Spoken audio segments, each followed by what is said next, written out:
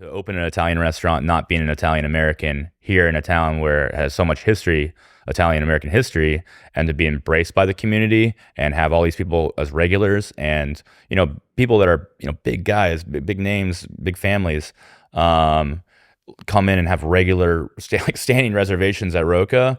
I don't know how more grateful I could be, than to have that.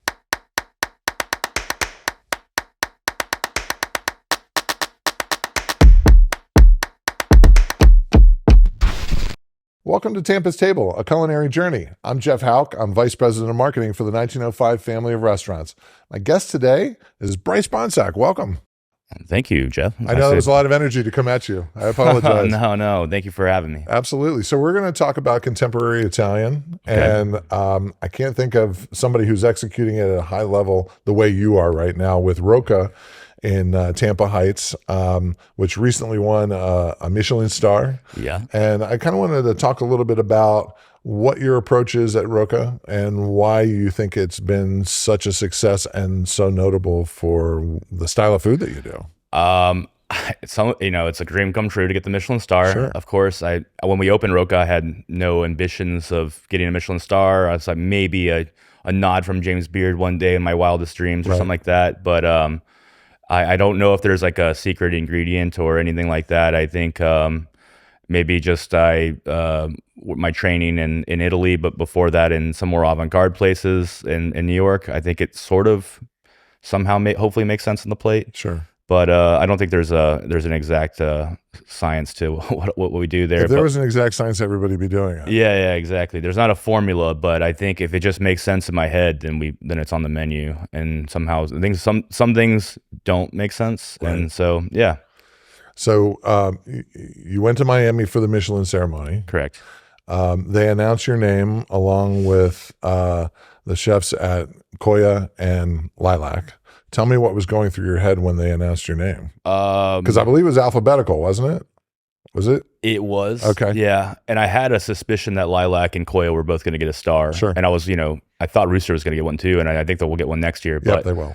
just like the year before, it's just terror and fear. And when I thought I was going to be more emotional when they announced thought I was going to bust out in tears. And it's just relief because, not that the fear and terror of keeping the star isn't like just, dawning on me and kind of mildly freaking me out. Sure. But just, I thought we had a really, really, really strong team, which we do. We had, right place, right time. I was like, if we don't get it this year, then maybe something's wrong with me. But, sure. Not that a star is everything and all that stuff, but it's a huge feather in the cap for the team. It's a huge boost for the business.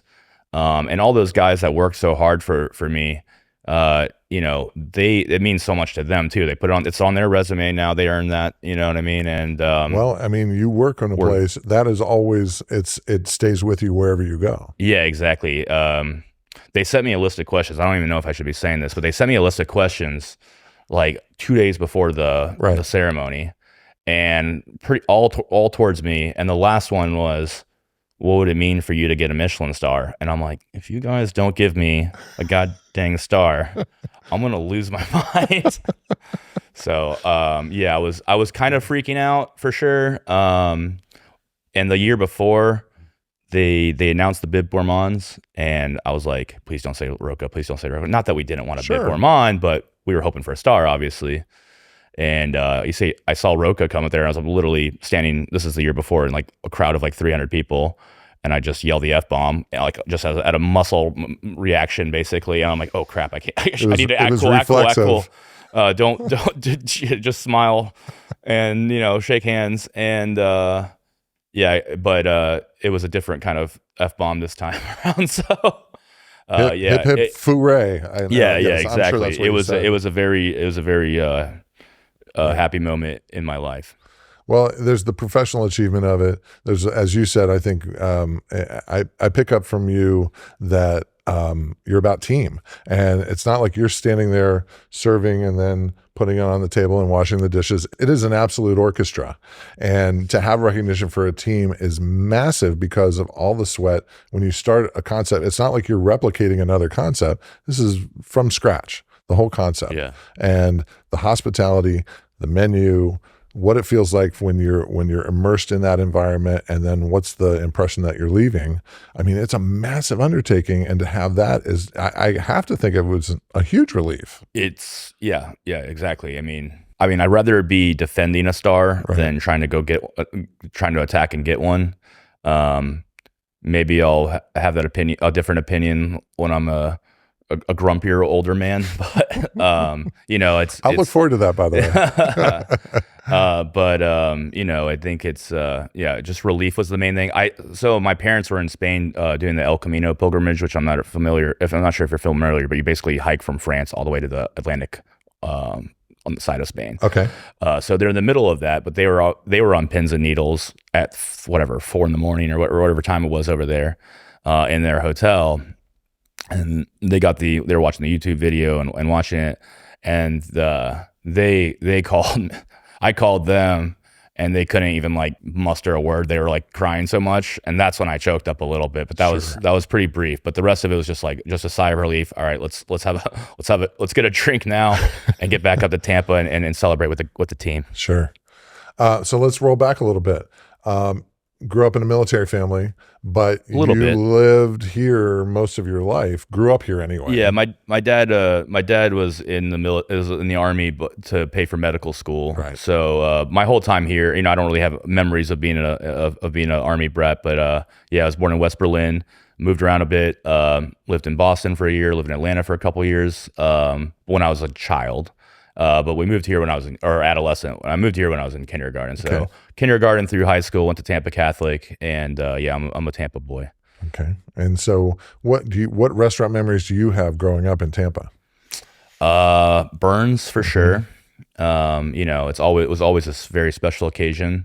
I go there a little more casually because I'm a big wine nerd. And then it changed locations, but the original location, and I still go to the newer location. By the newer, I mean, I think it's been there for that location for like 15, 20 years, but going to Antojitos, it's a little Colombian spot right next to where I live, actually pretty close to Rocca. That came up on another episode. Oh, really? Yep. I know Farrell goes there. That's who talked about it. I don't know if we should be gatekeeping or not, but I don't want to make it hard to get in there. I know. We'll just bleep all this out. Yeah, exactly. But I remember going there. Everybody who loves Sancocho has to protect the Sancocho. Yeah, exactly. The empanadas and Sancocho, chicharrón, the blood sausage, or the morcilla. No, but my mom was born in Medellin, and she's Colombian, so there was always going to that. Yeah. So I think Tampa's Colombian heritage is underspoken about. It is. There was everything happens obviously along Cuban and Spanish, German and Italian lines. But there is a Central and South American presence, especially if you go up Armenia, that it's like the United Nations. But Colombia has a great, strong representation, and it seems like it's more familiar to families than it is, say, even something like a reservation system or anything like that is still very intimate and neighborhoody, I think. You can drive down Armenia Avenue and all those little mom and pop Latin places. It's amazing. It's probably one of my favorite and most underrated part of Tampa. Yeah. I remember the time I found the pupuseria. Yeah, I know about that spot. And then I was driving, I can't remember where I was driving. I was between Sarasota and Tampa coming back, and I saw another pupuseria, and I'm like, Valhalla, things are changing. They're popping up. I've seen it. I saw another one next to China Yuan. Yeah. I was like, oh man, I bet this place is awesome too. Hot Pocket by any other name. Exactly. Give me curtito all day long. Yeah. If it's basically just a fried ravioli when you think about it. What is wrong with that? Nothing. So tell me a little bit about the menu at Rocca, because it seems like there's an attempt at contemporary Italian. This is what your philosophy is, for sure. But then there's a little bit of old school with the table service and the performance for sure. aspect. And there's a lot of recipes that are just like verbatim 5 ingredients, classic, whatever. Or first of all, everyone knows us for our mozzarella cart. So that's the Purple Rain. That's what you got to play. Exactly. If I was Jimmy Buffett, that's our cheeseburgers in paradise. You got to play it. We can't take it off the menu. No, people will be out there with pitchforks. And when you say mozzarella cart, can you explain that experience? So a cart pulls up to the table side or to the table. They've got mozzarella curd that we have like this one producer in New Jersey that is 5 times as expensive as every other freaking mozzarella out there, but it tastes different. Like it's perfect for table side.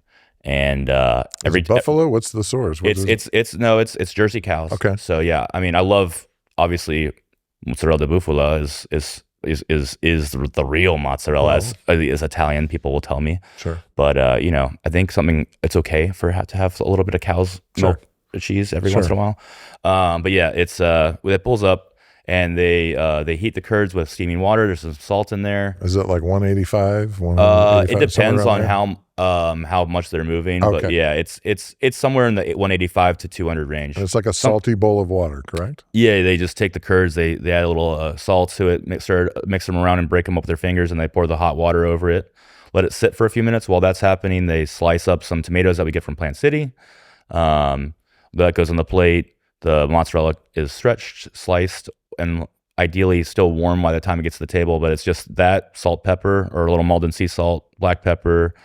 We get the basil from a little hydroponic farm in South Tampa called La Roots, which is new, and we're thrilled to have them. And they'll be a guest on one of the episodes as well. Oh, cool. Yeah, they're awesome people. And then it's not cheap, but the nicest olive oil in balsamico I can find.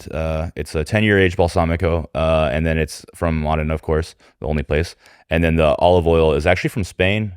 It's from Cordoba, Spain. It's called Venta del Barón, it's the most balanced yet complex olive oil I found here, and it's amazing. So if you ever do an olive oil tasting of a bunch of different ones, you can taste the nuances of the flavors. I am in olive oil. We have about 8 different olive oils that we use, and they're all extra virgin at Rocca. And you got Ligurian.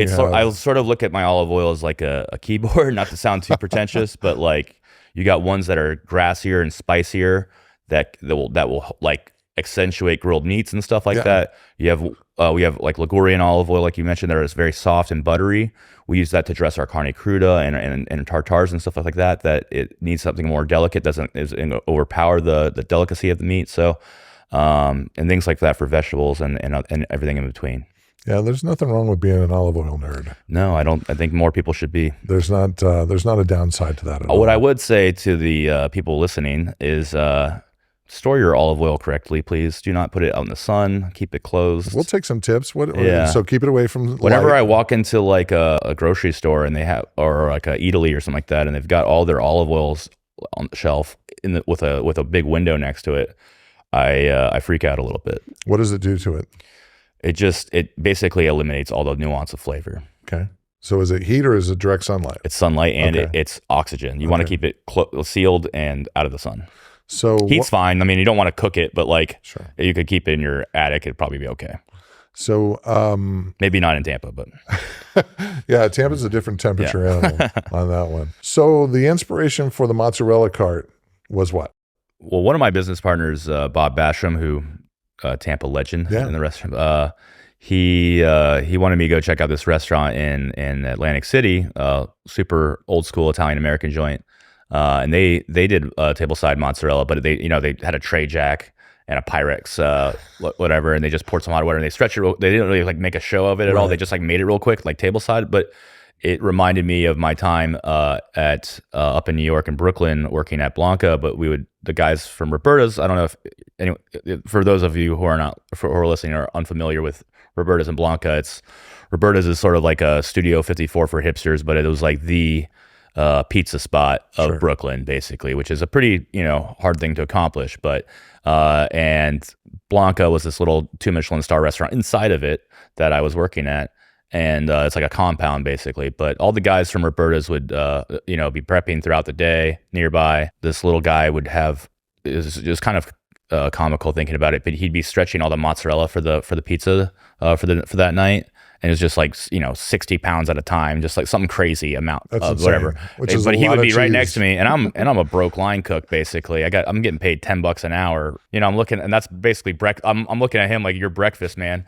So I would grab a piece of cheese and while it's warm, and it's just like no one gets that, right? So it's you eat it or whatever. And I remember talking to sort of the pizza guru behind Roberta's for so long, Anthony Falco, who's a big who's a friend, and but he always said, he turned to me and said, I've never seen someone eat a warm piece of mozzarella freshly made and didn't smile. And so between those things, I said, all right, let's do this. It's a spiritual experience. Our table side mozzarella is in some ways a nod to Burns and Columbia and in the table side preparations that they do, the Caesar salad and the 1905 salad, respectively. You want to feel special when you're at the table, and I don't think there's anything more special than someone coming up to your table and preparing something for you. Exactly, and I've started to see carts come back with at Florfina. It's in now. And then I guess Lilac has them. Yeah, they got a champagne cart over there. Everybody wants a cart these days. Yeah, until the cart has problems with the wheel. Yeah, I don't think we've had that issue yet, but I could be blissfully unaware. You got like a pit crew like NASCAR and go. Zzz, It is. I love it. So we are in a renaissance, I think it's fair to say, of Italian food in Tampa. Yeah. It's got Italian roots, as we talked about. Why do you think there's been such a flourish of new Italian restaurants? I think Italian restaurants do well, but I think like you said, there's a huge Italian American heritage in this town. I'm 0% Italian, but I find myself early and often at Cacciatore and Sons and places like that. That is the history of Tampa. Right. And we have so much heritage here that I think Italian restaurants will always be successful here. Yeah, it definitely feels like it's in our DNA. Yeah, to open an Italian restaurant, not being an Italian American here in a town where it has so much history, Italian American history, and to be embraced by the community and have all these people as regulars and people that are big guys, big names, big families. Come in and have regular standing reservations at Rocca. I don't know how more grateful I could be, than to have that. That's the ultimate compliment. Yes, exactly. It makes me feel good. That's good. So when did you know that Rocca was heading in there? Was there a specific dish, or was it the mozzarella cart, or what was it that I think we found our little sweet spot here? Yeah, no. So everyone knows us for the mozzarella cart. However, any self-respecting Italian restaurant should be judged first and foremost and by their pastas. Right. So the core of our menu is pasta.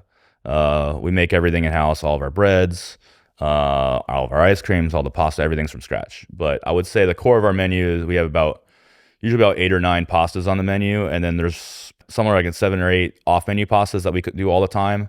Those secret pastas. Off menu, double secret. They're not really secret. People order them, whatever. But I mean, it's not like the servers out there like trying to sell them. But if you want a cacio e pepe, we got you. If you want a carbonara, we can do that. If you want a matriciana or you want a arrabbiata, anything like that, we can do. I just don't think we need to list it on our menu. Like the pastas that we list are a little bit more unique. But however, if you are craving a pomodoro or something very simple and classic, we can execute it. Hopefully. So it's like if you go to a bar and you order an old fashioned, you know, you should be able to get one. Is there one dish that you can't take off other than the mozzarella cut? That one dish that you can't take off? We have a couple pastas that are not going anywhere, like the tagliatelle au ragu. We sell 75 of those a night, I'm pretty sure. Right. That's what people crave, and if I had to eat one last pasta at Rocca, it'd probably be that. It's when you think Italian food, that's what you want. Agnolotti's extremely popular too. The carne cruda is a extremely simple tartare. The difference is that Italian carne cruda is just a few ingredients. Ours is a tiny bit of garlic, a tiny bit of anchovy, a little bit of olive oil, salt, and that's it. Sure. A little bit of lemon zest. But great ingredients, get out of the way. The rest of our starters we change a lot, and then the statement piece I think on our menu is our dry-aged duck, which I was going to ask you about that. Tell me a little bit about that. We sell out of those each night. We can only make about 6 or 7 a night because of the storage space to actually dry age them properly. Because we got to be 3-4 weeks ahead on them. So tell me from beginning to end how you prepare that. Okay. I'm a duck nerd. Are you all ears? I'm a duck nerd. All right. I love duck. We get Rohan ducks from D'Artagnan, which is a special sort of hybridized duck that they've patented somehow, and they've got a farm, a singular farm up in upstate New York that grows them, and they're special because I think they dry age the best. the breast size on them and the fat content is large enough, but not too. Anyways. So we get the whole duck in. We take out the necks, the backs, the wings, and the legs off. The legs we confit and save for later. In other words, cooking in fat. Yeah. Okay. You lightly cured, and then we cook it in duck fat, slowly braise in duck fat, and those then get roasted on the plate and put on the plate. The breasts, we have we keep them on the bone with the skin on, and we dry age those in our walk-in for about 3.5 weeks roughly. Those get roasted, served medium rare or medium-ish.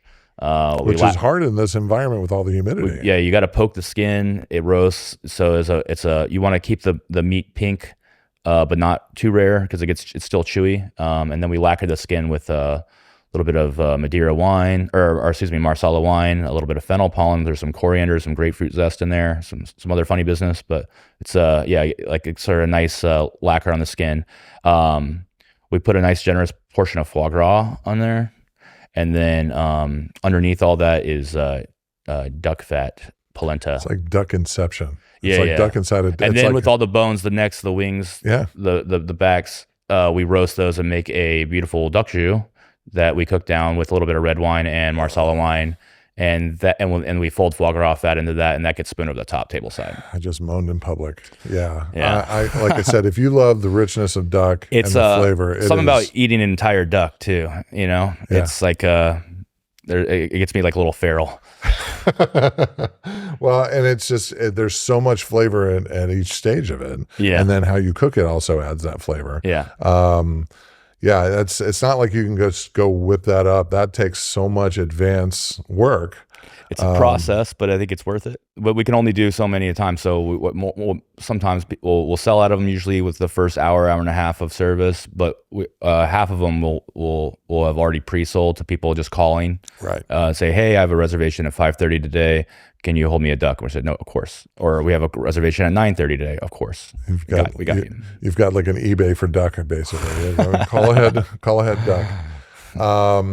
So, we talked a little bit about it, but being from Tampa, that there is an Italian history here. Big one. I'm actually 0% Italian. Go ahead. No, I don't think you have to be. It's not like you're just sort of playing someone else's hits. You've worked there.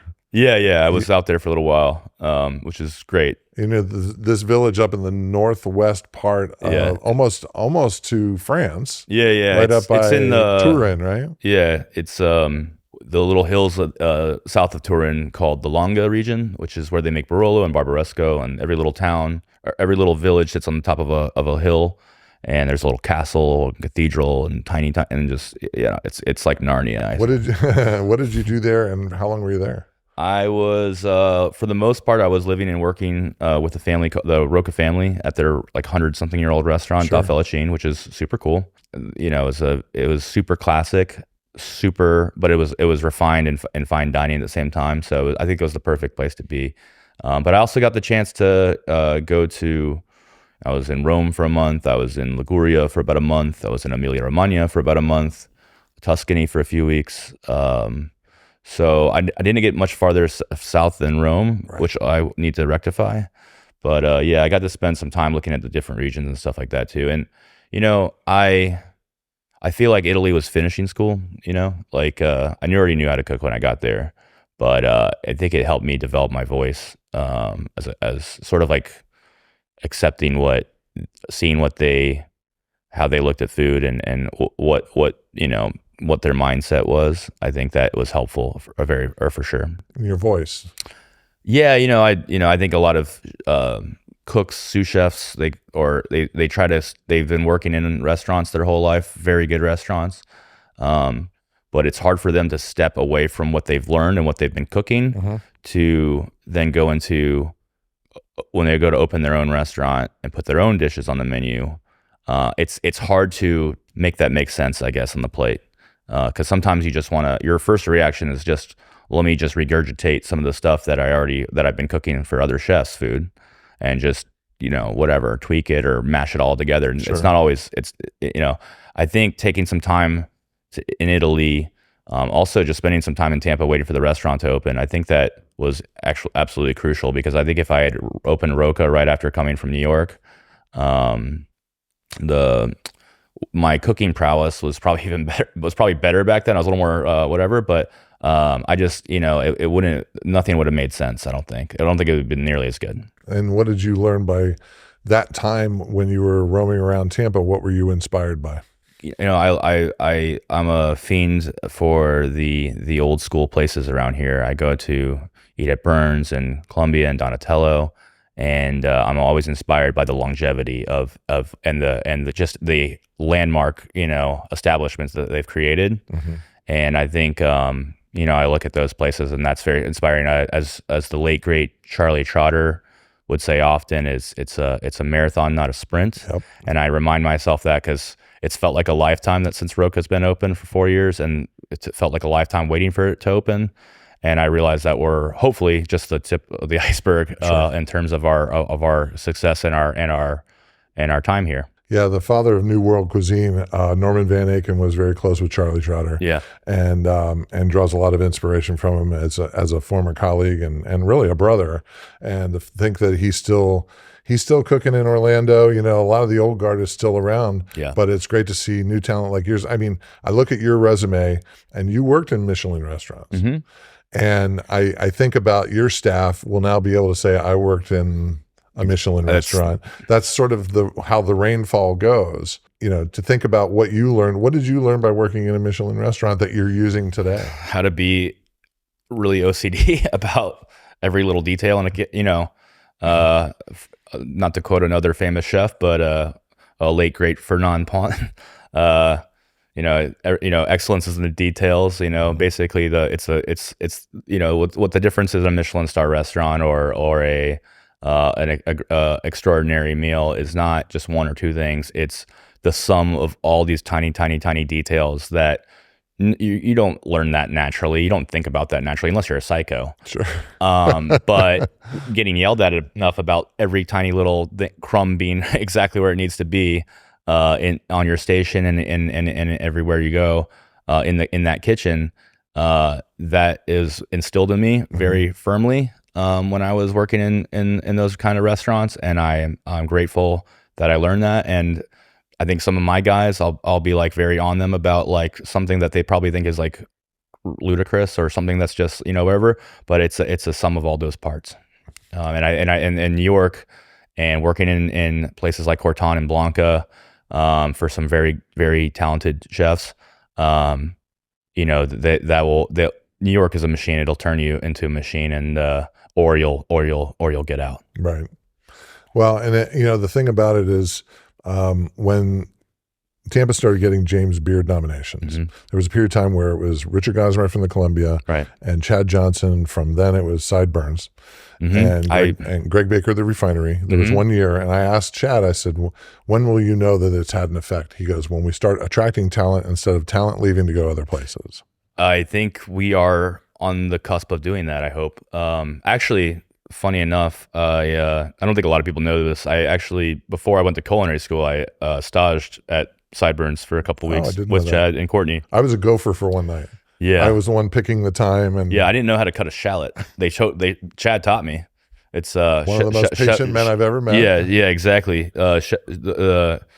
He's an icon to me too. So it's Tampa's always had a lot of talented people here and a lot of stuff to be proud of. And I'm thinking now we're getting a little bit of sunshine and spotlight, and I think it's about time. Yeah, I agree. Yeah, the thing I learned from Chad is from that night was you can do it fast, but you can also do it wrong and fast. It's better to do it slow and right, and then it get done correctly. Exactly. I think about it more times than I ever want to care to admit in a non-culinary setting. And there's certain life lessons that you pick up in a kitchen that you use throughout your whole life. And I'm glad that there are mentors like that in town, Exactly. And it seems like you're the kind of person who would like to be I'm that trying as well. to be. Yeah. I'm trying to be. I feel like sometimes I've not always been my best or I've not always been mature, but I do try my best to mentor the team that we have. And I think I'll get better at it in the future. But Sure. I think, like he said, we now have people coming to Tampa to work, and I get applications now, which it's been always really hard to find people, hire people. But I think especially, it's not just the Michelin thing or just the whatever, but I think now we're having people want to move here for various reasons, because Tampa's an awesome place to live. Right. And people are starting to figure that out now. And, I think I've started to see applications for people from Chicago and Nashville and New York and California, and people are moving here now to work here. And that's going to be the biggest thing for us. That's when I talk about Michelin and the impact is there's going to be 20 years of impact because people have come here because of it to want to work at Michelin restaurants and in a Michelin town, and then they'll go make their own, and you'll get second and third generation effects of that. Yeah. That will be massive for Tampa. Well, here's the thing, like you can learn a lot of stuff at the restaurants here. I do always suggest if you're in the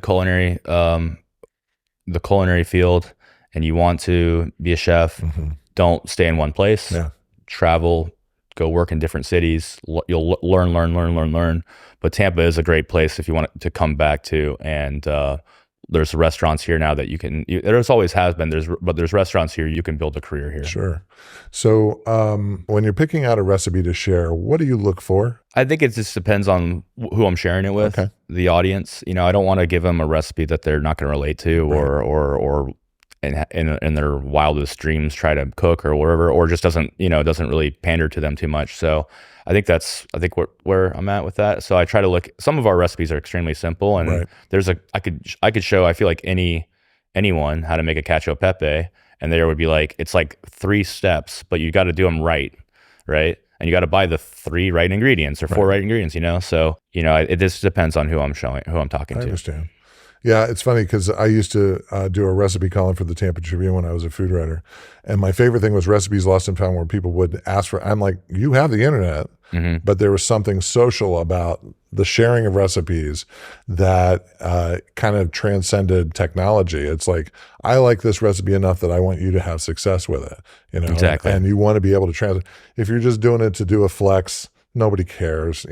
Nobody's going to be out there with liquid nitrogen trying to, make ice cream or anything like that. We haven't busted out in the liquid nitrogen at Rocca yet, but one day maybe. One day, I think I still have scar tissue from Corton. Nitro and gelato are ryming mechanisms. Yeah, there was a time where I would just wouldn't even touch a gelatin for years of my life, or agar or any of those things. And now I'm starting to see it kind of pop in my food a little bit more. Not to just be let me show you how much I can do. Right. But there's some culinary uses for them. But yeah, exactly.